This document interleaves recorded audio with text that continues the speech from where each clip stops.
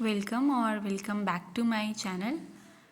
If you are new here, please subscribe my channel and like the video. So आज हम लोग बात करेंगे क्वेश्चन आंसर्स के, जो कि क्वेश्चन आंसर्स है the Lord of the flies by William Golding के। ठीक है, सबसे पहला क्वेश्चन है who is the protagonist of the Lord of the Flies. तो सबसे पहला प्रोटैगनिस्ट मतलब मेन कैरेक्टर कौन है, तो वो है Ralph. What is the significance of the conch shell. वो जो एक शेल मिलता है, वो जो एक शेल रहता है कॉन्च शेल, उसकी सिग्निफिकेंस क्या है, तो वो symbol of order, civilisation and the right to speak है। वो क्या उसका सिग्निफिकेंस है, वो एक ऑर्डर को दर्शाता है, ठीक है, सिविलाइजेशन जो तहजीब है उसको दर्शाती है, और जो राइट टू स्पीक है, ओके, यानी कि बोलने का जो हक होता है। उसके बाद who is the antagonist of the story, you can say villain of the story कौन रहता है, जैक। वी ऑल नो कि वो कैसे एक अलग अपना ग्रुप बना लेता है, तो he is the antagonist. What is the beast in the story, a symbol of the inherent evil within human nature. तो बीस्ट क्या है स्टोरी में, तो ये सिंबल करता है, क्या सिंबलाइज करता है कि हमारे अंदर जो ह्यूमन नेचर में एक इनहेरेंट एविल होती है, यानी कि हर एक इंसान के अंदर कुछ ना कुछ बुरा होता है और वो बुराई पहले से होती है, तो हर एक इंसान के अंदर वो एविल होता है। वो बीस्ट जो है उस चीज़ को सिंबलाइज करता है। Why does Jack start his own tribe. Jack अपना ट्राइब क्यों स्टार्ट करता है। He prioritises hunting and savagery over order and rescue. तो वी ऑल नो कि उसको पसंद नहीं आ रहा था ऑर्डर एंड ऑल, तो वो क्या करता है, वो प्रायोरिटाइज किस चीज़ को करता है, हंटिंग को करता है। उसको इंसानों की जैसा नहीं रहना, उसको ऑर्डर से नहीं चलना है, उसको अपना एक ट्राइब बनाना था, ओके इसी वजह से वो अपना ट्राइब बनाता है। What happens to Piggy. Piggy को क्या होता है, we know that one boy जो कि चश्मा पहनता है और काफ़ी अच्छा कैरेक्टर होता है। तो he is killed by Roger when a boulder rolls down and crushes him. वो रॉजर के द्वारा मारा जाता है। ये पिगी जो है वो मर जाता है जब देखते हैं कि पत्थर ऊपर से रोल डाउन होता है और उसको क्रश कर देता है। What is the significance of the signal fire. Signal fire का सिग्निफिकेंस क्या है, तो it represents hope for rescue and the importance of civilisation.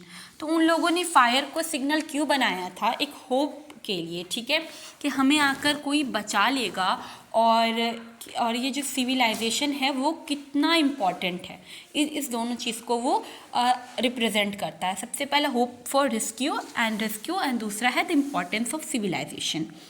What does Simon discover about Lord of the Flies. तो Simon क्या discover करता है Lord of the Flies के बारे में, it is a pig's head representing the inherent evil within themselves.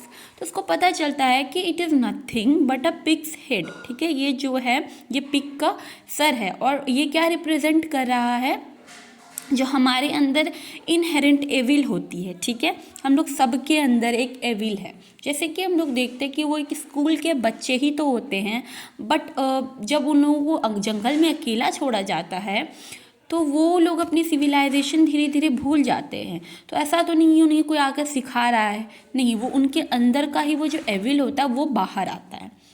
Okay, how does a novel and. ये जो novel है वो एंड कैसे होता है, तो ये नॉवेल एंड होता है Ralph is rescued by a naval officer symbolising the return of civilisation. तो रॉल्फ जो है उसको बचा लिया जाता है एक नेवल ऑफिसर के ज़रिए, ठीक है, और ये सिम्बलाइज करता है कि रिटर्न ऑफ सिविलाइजेशन। तो अब वो जाएगा फिर से रहेगा अपने लोगों के साथ। तो यहाँ पे क्या हो रहा है, वो जो सिविलाइजेशन जो कि तोड़ दिया गया था, अब उसकी रिटर्न को ये सिम्बलाइज करता है। Okay, What is the main theme of the Lord of the Flies? Lord of the Flies का main theme क्या है? The conflict between civilization and savagery and the inherent darkness within human nature. तो इसका theme है कि कैसे हम लोग ये कॉन्फ्लिक्ट होता है सिविलाइजेशन और सैवेजरी के बीच में, और क्या थीम है, जो हमारे अंदर एक इनहेरेंट डार्कनेस है, जो मैंने पहले भी बताया, जो हमारे अंदर एक इनहेरेंट एविल है, यही इसका थीम है। सबसे पहला थीम कॉन्फ्लिक्ट बिटवीन सिविलाइजेशन सैवेजरी, और दूसरा है the inherent darkness with in human nature. What is the significance of the scar on the landscape. represents the intrusion of civilization and the destruction of the natural world. How does the island change as the boys descends into savagery?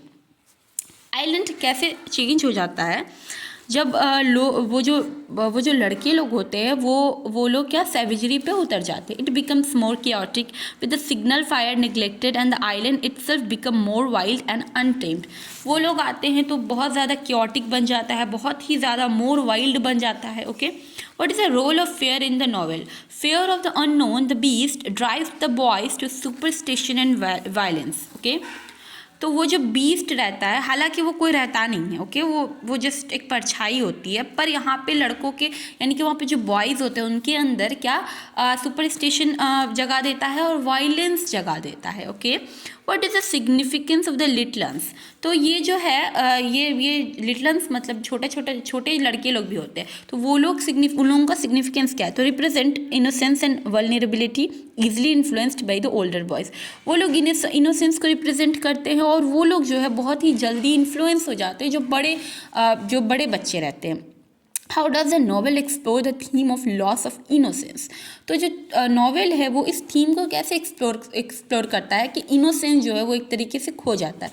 The civilised boys gradually lose their innocence as they succumb to सैवेजरी and violence. तो जो लड़के होते हैं civilised होते हैं, obviously they were living in society, but as soon as they reach on that island वो लोग जो है धीरे धीरे अपने सिविलाइजेशन को भूल जाते हैं. ठीक है, अपने इनोसेंस को कहीं छोड़ देते हैं. ओके, और अब क्या है, वो लोग सैवेजरी पे उतर जाते हैं, वायलेंस पे उतर जाते हैं. ओके, तो यही लॉस ऑफ इनोसेंस होता है, ये थीम को एक्सप्लोर कैसे करता है. Okay, what is the significance of the naval officers arrival? वो जो नेवल ऑफिसर आते हैं उसका सिग्निफिकेंस क्या है? तो it represents the return of order and civilisation but also highlights the boys' irreversible descent. ये रिप्रेजेंट करता है ऑर्डर और सिविलाइजेशन के रिटर्न को. Okay, how does the novel use symbolism?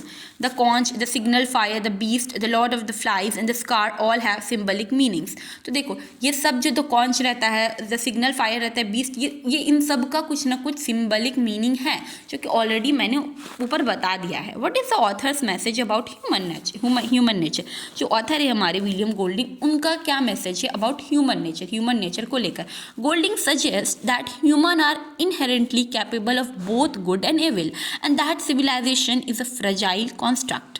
Okay, वो बताते हैं कि देखो ह्यूमन जो है उनके अंदर अच्छाई भी है और उनके अंदर बुराई भी है. वो अच्छा करने की भी सलाहियत रखते हैं और वो बुरा करने की भी सलाहियत रखते हैं. ठीक है, और ये जो सिविलाइजेशन है ये कुछ नहीं, एक फ्रेजाइल बहुत ही नरम, बहुत ही जल्दी टूट जाने वाला कंस्ट्रक्शन है. जैसे कि हमने देखा फ्रेजाइल इज समथिंग जो कि बहुत ही ईजिली टूट जाता है, बहुत ही ईजिली ख़राब हो जाता है. तो ये बहुत ही फ्रेजाइल कंस्ट्रक्शन है. जैसे हमने देखा कि as soon as they reach on the island they actually forget about their civilisation. वो वायलेंट हो जाते हैं, वो सैवेजरी पे उतर जाते हैं. Okay, that is a message. How does the novel reflect the political and social climate of its time?